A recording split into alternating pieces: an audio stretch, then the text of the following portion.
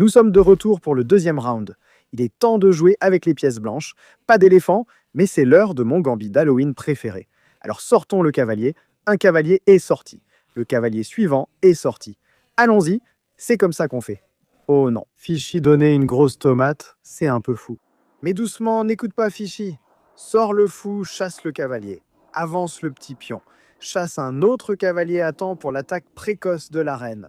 Fichy nous déteste, c'est pourquoi on ne lui donne pas d'autographe. On sort le fou en C4. Pourquoi on réfléchit? Ah, c'est lui qui réfléchit. Ça a du sens. Il reste 3 minutes et 6 secondes à la pendule. On met la pression. Le gamin est déjà en panique. Il n'a jamais vu cette technologie top secrète. Pourquoi quelqu'un abandonnerait-il la pièce en 4 coups sans raison? Il a cafouillé. On sort le fou. Préparer les points a rendu la vie facile. La seule façon de le sauver, c'est ça. Et ensuite, on sacrifie un autre fou. Frérot, qu'est-ce qu'il fait, ce gamin? Il a sacrifié le cavalier. Maintenant, il a sacrifié le fou, mais il y a une petite tactique. S'il prend le fou, on peut faire échec et le récupérer. Regarde Fichy qui dit « Tu es le meilleur ». On le savait. Il a eu un nuage explosif. On reprend la pièce. On a toujours une pièce de moins. Mais maintenant, il ne peut plus roquer. Et on a une initiative de fou. Et maintenant, Fichy nous adore. C'est pourquoi on conseille de croire en Blunder Panda et ne pas écouter ces bêtises de Fichy. Et maintenant, le frère essaie de comprendre comment développer le fou. Le cavalier, la tour du côté roi, on est tranquille. On a le temps à la pendule. Il ne lui reste déjà plus que 2 minutes. Il panique, il flippe et tout le reste. Notre plan, c'est de mettre le fou en G5 et de tenter des affaires. Il prend le pion, coup de maître en pleine face. Et ensuite, qu'est-ce qu'on va faire? On va sacrifier une autre pièce. C'est la voie à suivre. Triplé de coups brillants. Frère, on enchaîne littéralement les coups brillants, partie après partie. Et regarde le temps. Il a perdu 4 secondes. Il a sacrifié un cavalier et 2 fous. 3 sacrifices jusqu'à présent. Et combien d'autres à venir?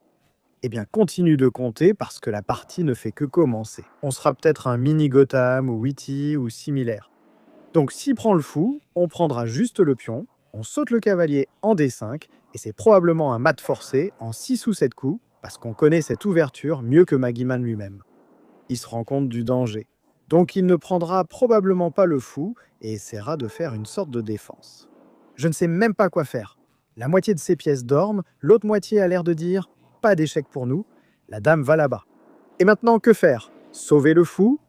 Non, laisser le fou mourir. Encore un sacrifice de fou. D'accord, la dame est en train de mourir.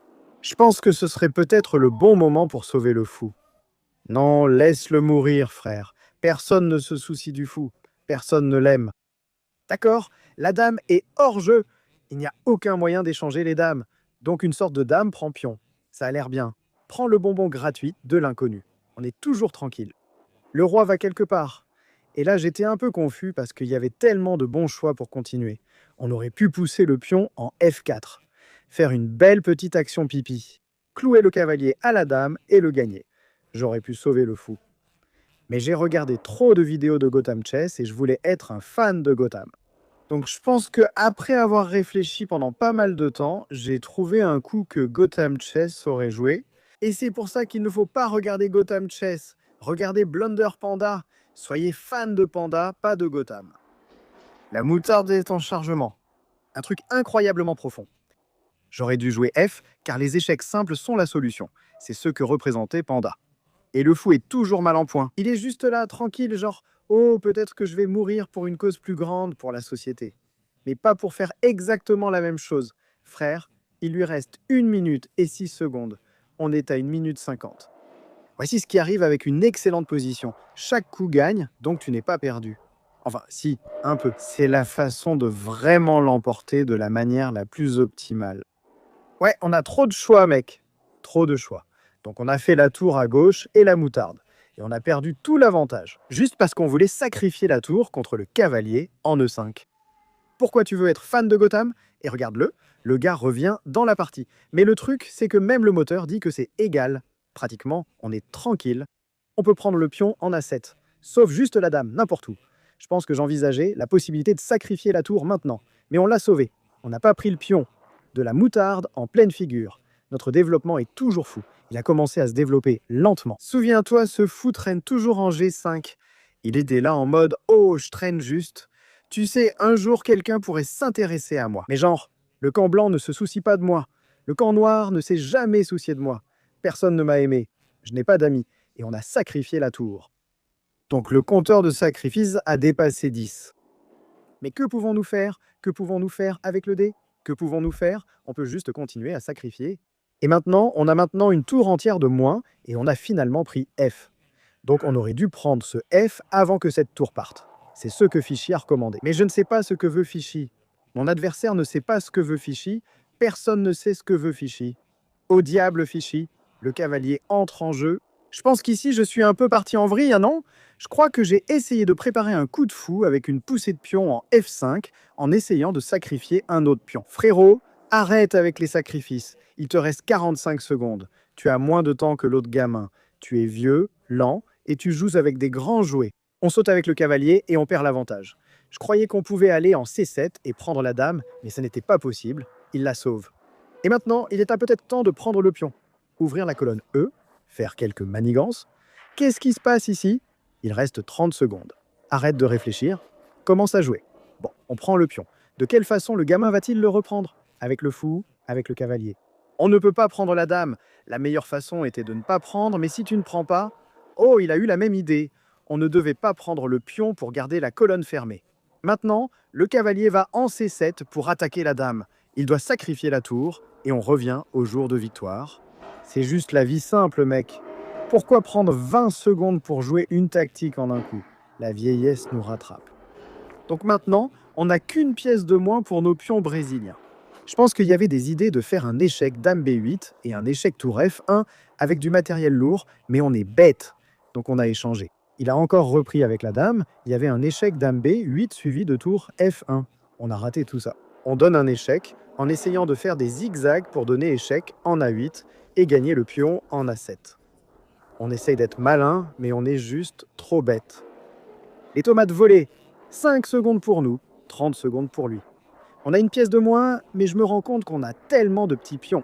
Tout ce que j'ai à faire, c'est échanger les dames. Et la victoire sera à nous. Je peux gagner cette finale même contre Maggie. Et ce gamin n'est pas Maggie. Alors il suffit de pousser nos petits pions sans réfléchir. Il peut gagner les pions de l'aile dame, de l'aile roi. Je m'en fiche. Nous avons 9 secondes. Notre horloge ne tourne pas. Nous sommes vieux et lents. Accélère un peu. Papy, tonton, peu importe. Bon, ces 3 pions-là sont vraiment trop forts. Maintenant, la vie est simple. On avance. Il faut juste se méfier que ce cavalier ne se sacrifie pour tous les pions ou qu'il ne nous fasse une petite fourchette de cavalier. Si j'avais avancé le roi avant, il y aurait eu échec pour gagner la tour.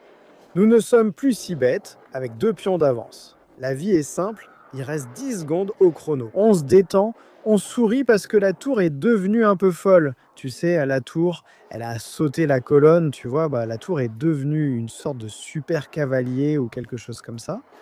C'est du troll, mais on est assez sympa. On n'a pas réclamé de coup illégal, rien du tout. On se dit, restons cool, faisons simple, poussons le P, prenons quelques dés, laissons le chat tranquille. On se dit que c'est dans la poche, non? Poussez le pion. Avec un pion passé, c'était probablement nul, mais 2, c'est trop. Et on sait quoi faire, et le temps, c'est comme si on gagnait du temps à chaque coup. On est à 22 secondes.